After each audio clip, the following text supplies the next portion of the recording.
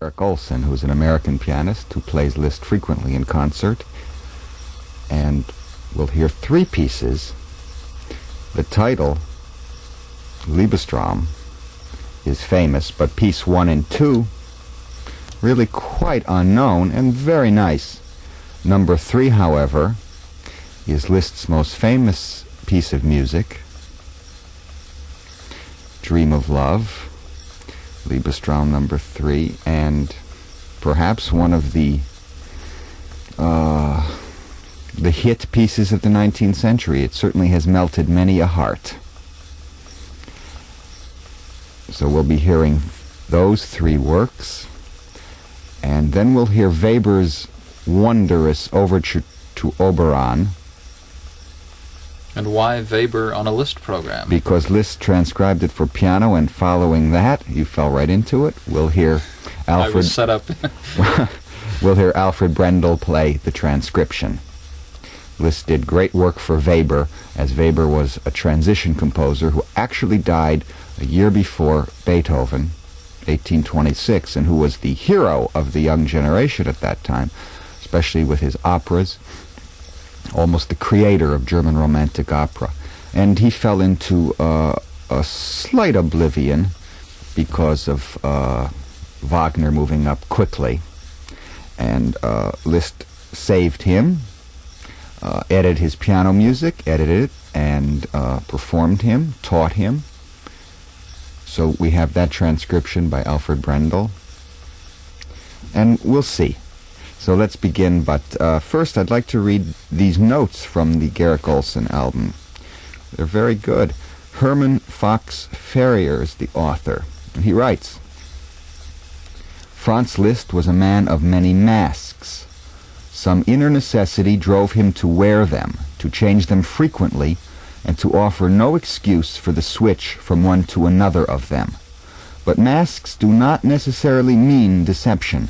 They often represent a desire to be completely honest, to reveal to all the fluctuations of spirit and matter indigenous to the human condition. This is not unusual, nor is this explanation of a fashionable paradox designed to draw a veil of obfuscation over the work and personality of a musician who has come to be regarded as an innovative titan and prophet, the grandfather of most of the important directions music took in the first half of the 20th century. Men who assume masks are frequently receiving sets to whom mysterious messages are transmitted. If an artist is to approach universality, he must resort to masks. The range of stations available to the receiving set is thereby conveniently enlarged. The number of stations Liszt could get was staggering, even though he got a few of them imperfectly. After a lifetime of adoration and high celebrity, Liszt turned to the church. Abnegation at the service of publicity. God versus the devil, spiritual versus sensual pleasures. The scope of valid contrarieties in his life is seemingly inexhaustible. Franz Liszt had a prismatic range that challenges that of almost any contender who comes to mind from the entire gamut of recent Western culture. And that range lies at the core of his art. Genius and charlatan, lover and ascetic, diabolist and abbé, Franz Liszt was all of them, and yet none of them. A force of nature, following rules of his own contriving, he changed his masks as need dictated. But the irony at the kernel of the jest is that Liszt, displaying whatever mask he chose for a particular occasion, at the expense of whatever inconsistency, in response to the command of whatever personal or public need, managed always to show his true face. I think that's very well put, because I think if we're hearing anything, we're hearing a diversity that's highly unusual. And here we have number 1 in A flat, number 2 in E, and the celebrated number 3 in A flat, the Liebesträume of Franz Liszt, played by Garrick Ohlsson.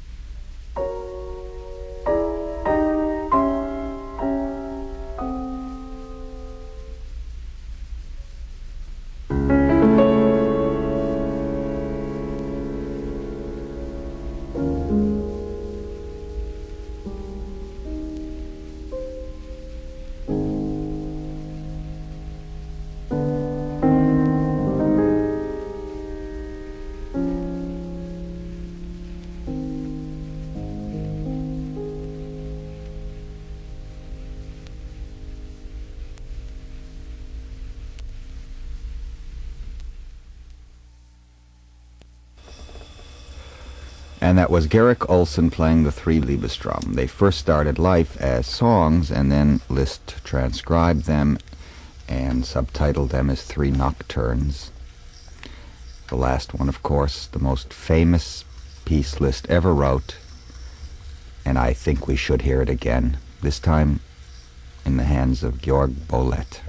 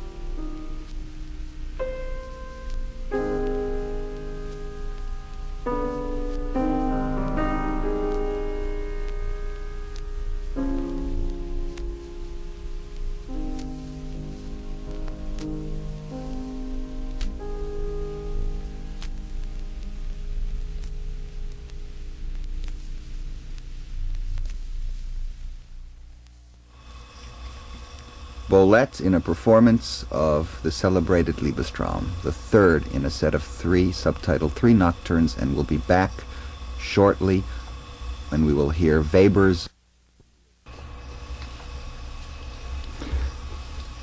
Liszt left about 350 transcriptions of all types: Schubert songs, opera fantasies, and we've heard some of them, such as the Gounod Faust paraphrase. He wrote them on Mozart operas. The greatest is Don Juan fantasy on Don Giovanni, and on Bellini, his Norma fantasy, or he called them a reminiscence of the opera. Weber was perhaps the most important transition composers into the Romantics. And in 1828, Liszt was living in Paris. He had retired, so to speak, and although he was 17, a Russian by the name of Wilhelm von Lentz came to study with him, searching him out, and found him and told the world in prose how emaciated and fascinating he was. And he was now reading and practicing a bit, and he came in and said, "I want to study with you." His name is Dillentz. Liszt said, "Well, play for me," and he began the invitation to the dance of Weber. Although Liszt had two big pianos, two instruments in his small apartment, and he was sitting there smoking a Turkish pipe, and at 17, and he couldn't budge the piano, and Liszt laughed. He said, "Well, that's for my practice." And then he played more Weber, the complete Weber, on a more realistic piano, and Liszt went mad. And he said, who is this man? We don't know him in Paris. They were just, the only known work was Der Freischütz, which had just been current there. And he said he composes piano music too, and Dillentz said, yes, indeed. Well, from that time on, Liszt was quite hooked. Weber died in 1826, so Liszt could not have known him. He died in London while he was preparing the performances of his last opera, Oberon. And Oberon is now, of course, a staple item, not in the opera house, but its overture. Liszt transcribed it in 1843, but first let's hear Herbert von Karajan in this glorious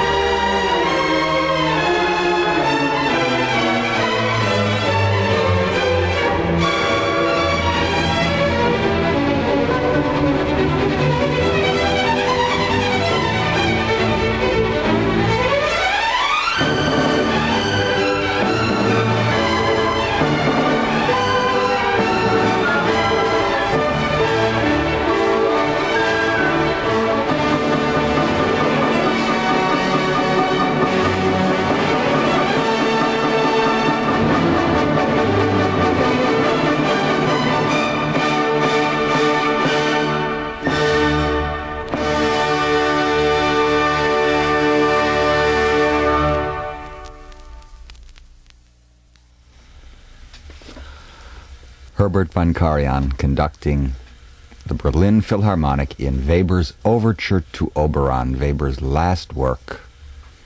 He had worked for over a year and a half learning English to write this opera, which was commissioned at Covent Garden.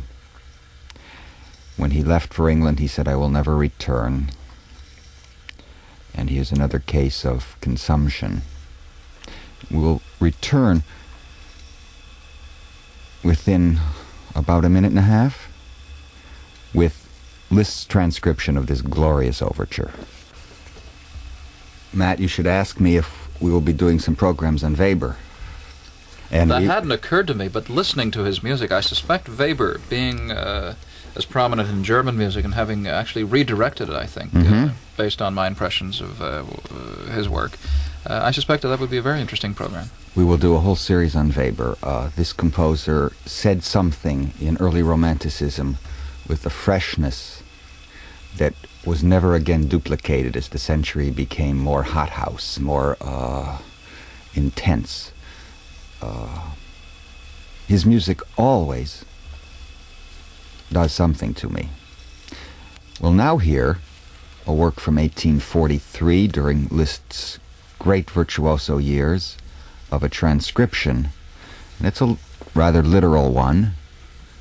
It's not a paraphrase on Oberon, but something like the transcription of the Tannhäuser Overture, which we'll listen to tomorrow.